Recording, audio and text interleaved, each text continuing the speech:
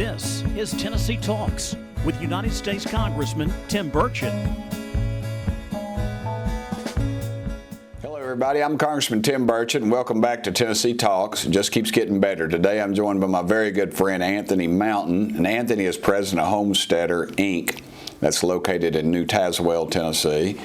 And Homesteader started manufacturing trailers in 1985, and they haven't really stopped since. They produce cargo trailers, hydraulic dump trailers, enclosed car hauler trailers, and horse trailers. And they're the largest. You're the largest family-owned trailer manufacturer in the country. Largest single-site enclosed cargo trailer manufacturer. Yeah.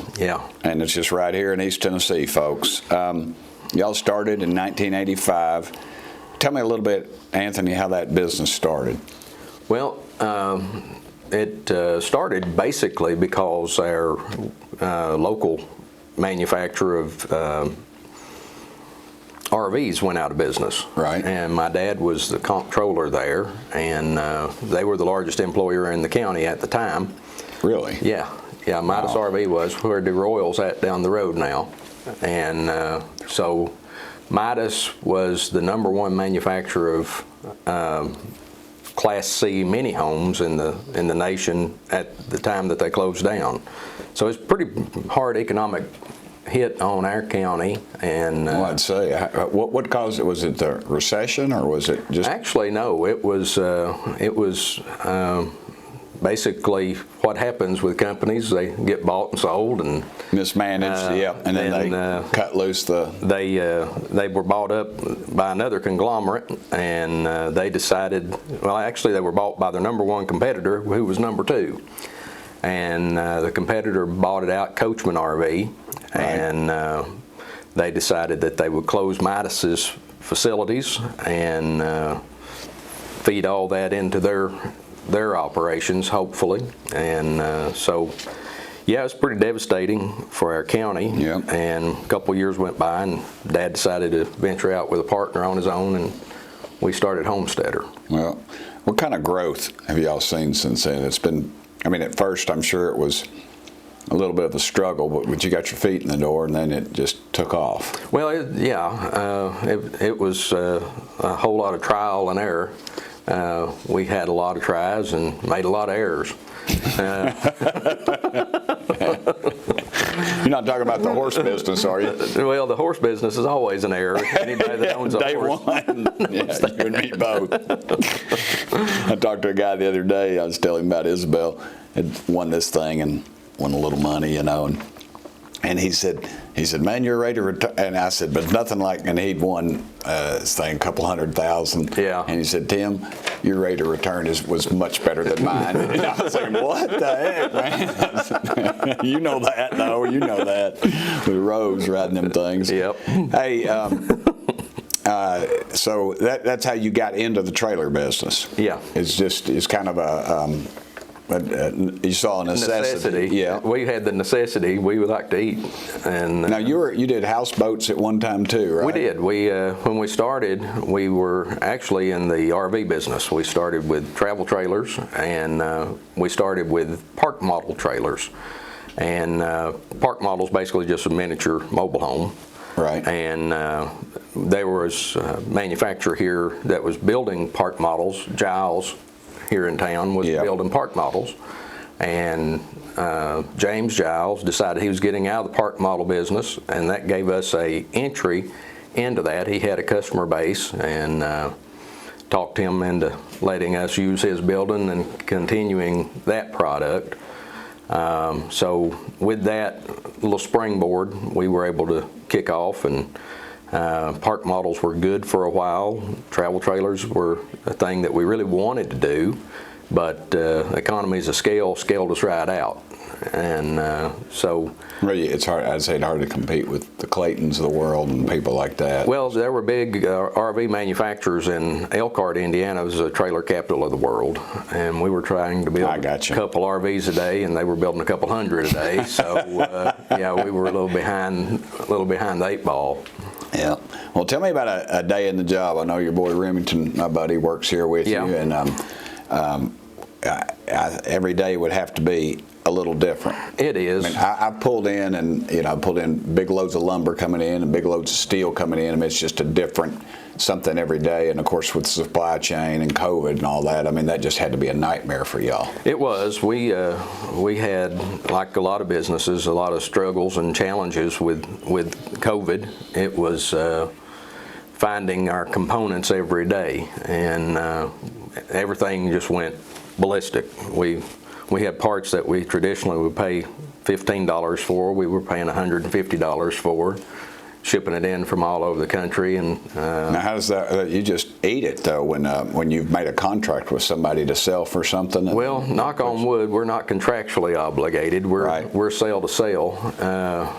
And that was good. We would have, if we were under contract, we would have not been here today. I'd been calling Congressman Tim Burchett for work on the campaign. Yeah, see what I could do.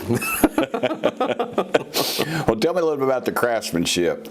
I know y'all take a lot of pride in what you do. I walk around out here. I've seen trailer manufacturers that. I mean, you'd afraid to let your dog run through the yard. Right out here, I mean, it's clean as a pin, man. Well, it starts with housekeeping. You can't have a good product if you don't have a clean house. And we do pride ourselves on our facilities. And furthermore, it falls into the product. We do try to build a good thing. Our setup is to build a good thing at a good value, and that's been our motto from day one, and it's held true, and it's been successful.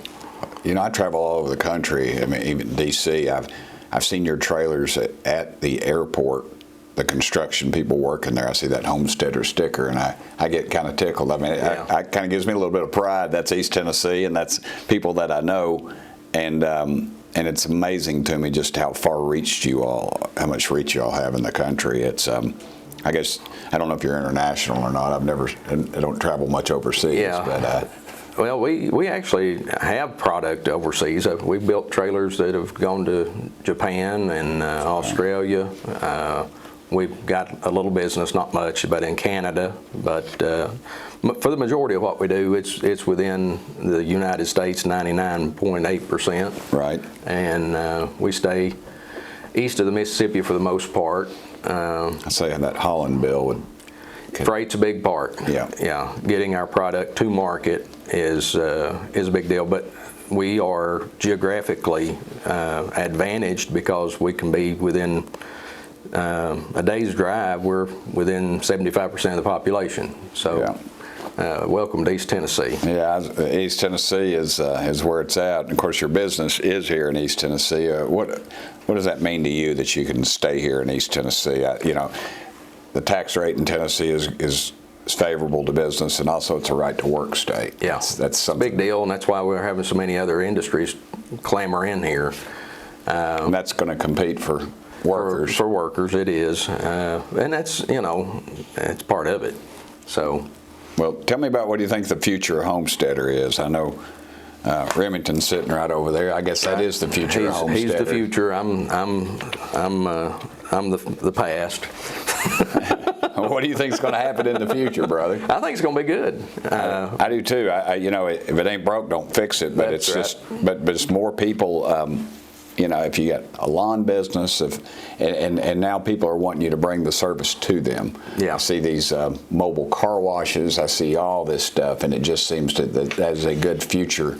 And if you don't have we've got quite a few around the farm there, but if you don't have a trailer just to haul wood or anything, I mean, it's just, Mama gets a little ticked off when you got to haul that in the Tahoe. I think you've probably run into that a couple times. With pickup trucks costing six figures now. Yeah, that ain't no. Everybody has a need for a trailer, and we're grateful for that. We want them to need more, and I think so long as unless we get all electric vehicles, and I guess we'll all be staying within a 5-mile radius of home at that point.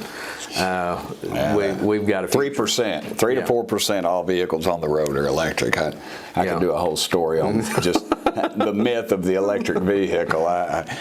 You see the head of these major car corporations, some little 30-plus-year-old guy with a man bun, and he never turned a wrench. I was on a national show the other day. I said, I like the smell of gas and oil. It doesn't scare me one bit. It smells like money. It smells like money. It's like my buddy Teddy Phillips told me. He said, Tim, he said, when they can put a solar panel on a Caterpillar D8, I'll talk to him. But until then, we're running diesel. So there was an electric, I passed on the other day, a big excavator, a Komatsu, driving down the road. Really? Yeah, well, it wasn't driving down the road, right. Being carried. An electric Komatsu, like a 320 cat. And I thought to myself, this will be interesting in the woods when it breaks down. Or when it gets wet. Or it runs out of juice. You're going to get that. You're going to bring the mobile call on that's going to be fun. Because you can't just. It's not like I'll just pour some in and bleed the injectors off. The injectors off. It's not going to happen. No, you're going to be out there several hours. And I was talking to somebody, and they said, the trouble with is that you'd have to have something about twice the size of the tractor to make it equal to what would carry a diesel. Well, this is the part of the show that I dislike the most and my guests like the most, that you get to ask me anything. You got anything you want to ask me, Anthony? Oh my goodness. You and I have talked several times, so we've had a lot of questions. I don't know. I guess maybe on a personal level, what's the best thing about your job? Coming home. That's a good answer. That's exactly what I would say. I can have the best day in Washington, D.C. and come home and it's raining, the cable TV's out, the fences are knocked down, horses are running everywhere, and my girls are mad at me. And I tell you, it's still, I just like, thank you, Lord, I'm home, because I do not. Washington is not home, and that's part of the problem. I think too many people just try to live there and become part of that lifestyle, and that ain't East Tennessee, brother. No. And, the people aren't friendly. It's a good place to get mugged, and it's expensive, and the food is not as good. And it's amazing to me. You'll hold the door open for a lady or something, and they'll like. I mean, I've had some even get offended at it, but others are just like, thank you so much. Where are you from? You mean just because you don't even think about it here? You're going through somewhere, Swing the door, here we go. Yeah, here we go. Come on, y'all, come on in. And then it's just a different lifestyle, and it's terrible. But brother, I appreciate you more than you know. Your work ethic, your friendship to me and my family and my girls. They love your girls, and I'm kind of fond of old Remington over there. So, Remington, you want to jump in here and say it? You want any FaceTime? You want to say anything? That's okay. You good? All right, brother. Smart man. Well, behind the scenes. Well, Anthony, again, thank you for joining me today.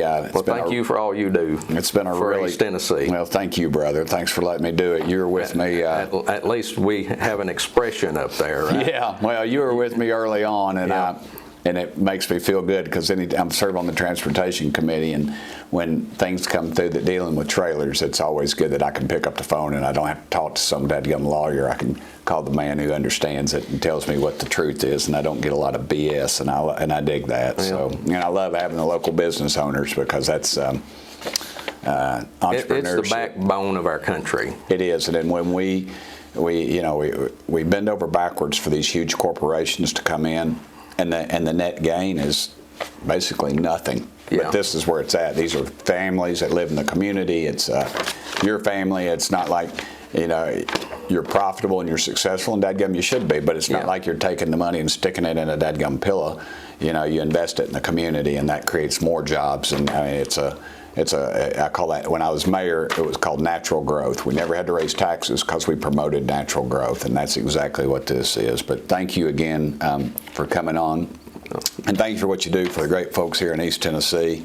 And I'm Congressman. East Tennessee's been good to us, both of us. It has, brother. I'll take that. Yeah, all day long. Absolutely. And I'm Congressman Tim Burchett, and I thank y'all for listening to another episode of Tennessee Talks. And as always, thank y'all for sending me here. Thanks for listening to this episode of Tennessee Talks. Please subscribe to the show on Apple Podcasts, Spotify, or wherever you listen to your podcast. Keep up with Congressman Burchett by following Rep. Tim Burchett on Twitter and Instagram, and Congressman Tim Burchett on Facebook and YouTube.